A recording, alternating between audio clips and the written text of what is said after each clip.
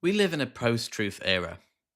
Misinformation, lies, fake news really drives much of the discourse on the far right. And this is a right issue. We've done studies where conservatives are way more likely to buy into fake news, misinformation, lies, deceit than people on the left and liberals. And they will spin the lies. Donald Trump constantly lies. Everything he says out of his mouth is either half truth, fabrication, or just outright lie. And politics now has got into a really depressing place where truth doesn't matter, facts don't matter. It's all about energy, it's about presentation, it's about riling up your base, telling people what they want to hear. Very simplistic truths to complicated realities. And facts don't care anymore. And it's often because on the right, they don't actually believe in anything except power and money. So any means of getting into power for Donald Trump, he'll say, oh, he's going to deport millions of people. He ain't deporting millions of people. I guarantee you that. He may deport, if he gets into power, tens of thousands. Obama did that. He ain't deporting millions of people. This is not optically available and pragmatically not available to Donald Trump. He said he was going to build a wall. He didn't do that either. I think he built like 2% of it. Hardly a wall, is it? So, constant lies, fabrication, misinformation doesn't matter. Why would you tell the truth about immigration where you can just lie about it and go get into power? JD Vance admitted to lying about Haitians eating dogs and cats in Springfield, Ohio. He admitted that it was a fabrication. Also, when they did the questions with Tim Walz and JD Vance, he said one of his conditions was no fact checking. He didn't want fact checking. Why is that? Because he doesn't care about facts. It's really that simple. And this is the place where we are now, and it's seeped over to the UK as well, where you can just say anything. You can say anything about immigrants. You can lie about how somehow immigrants are more likely to commit crime. Okay, well, where's the data for that?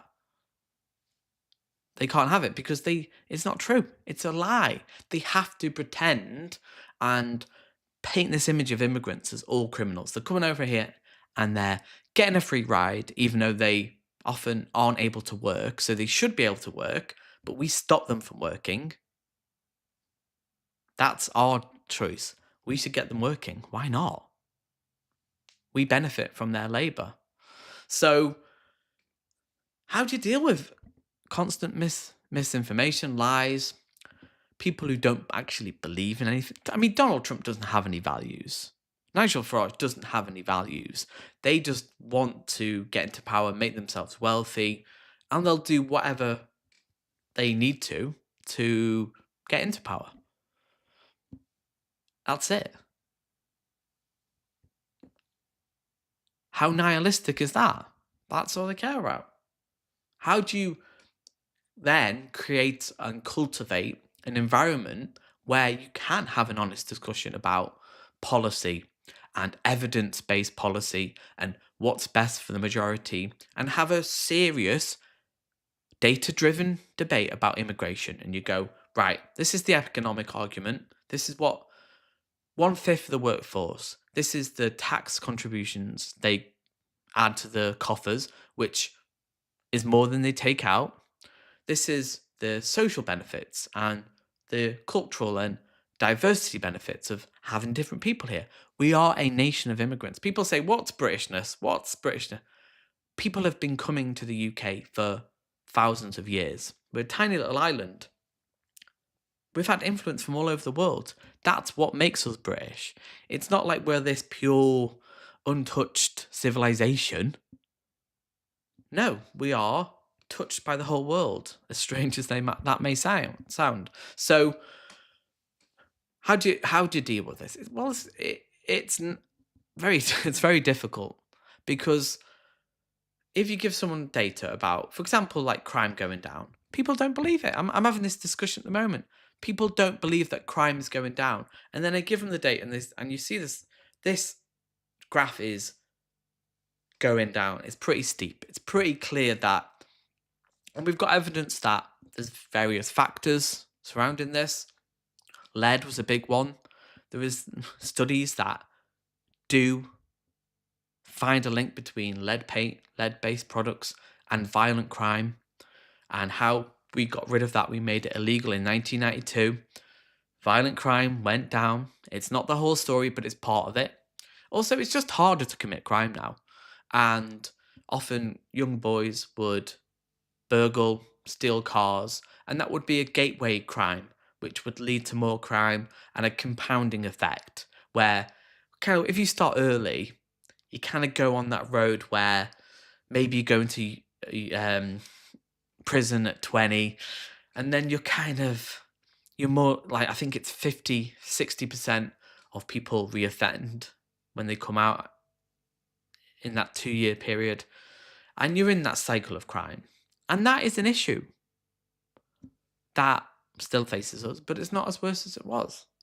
And I'm not saying everything's great because crime has gone down, but crime has gone down. And to disingenuously link a non-increase of crime to immigration is just not true. And that's all they've got. They have to lie. It's all about lies and misinformation about immigrants. It's fear-mongering.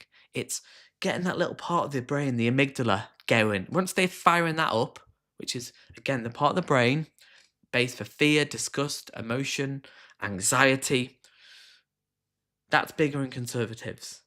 And they know what they're doing. The right-wing media does it every day. Talk TV, GB News, the Daily Mail, Daily Express, Daily Star, Daily Telegraph, The Sun, even the Times, constantly stories of immigration.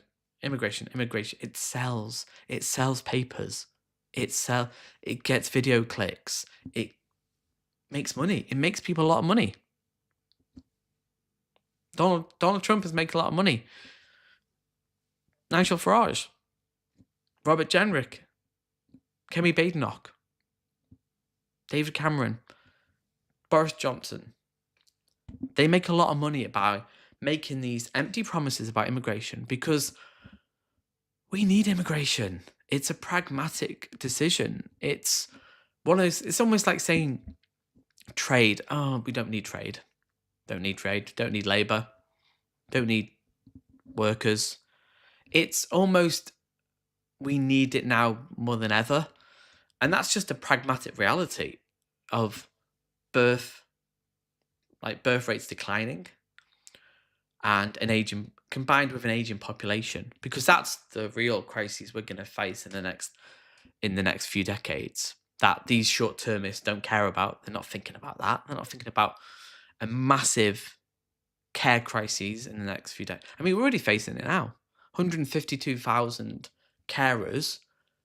Who's going to do that work now? After last year when James Cleverly made it so you can't get a dependent visa, 83% decline in applications, and now who's going to care for all the elderly, who ironically often are more likely to vote for reform and the Conservatives, but they're the ones going to be harmed the most by this misinformation about immigrants. How do you deal with it? You can't.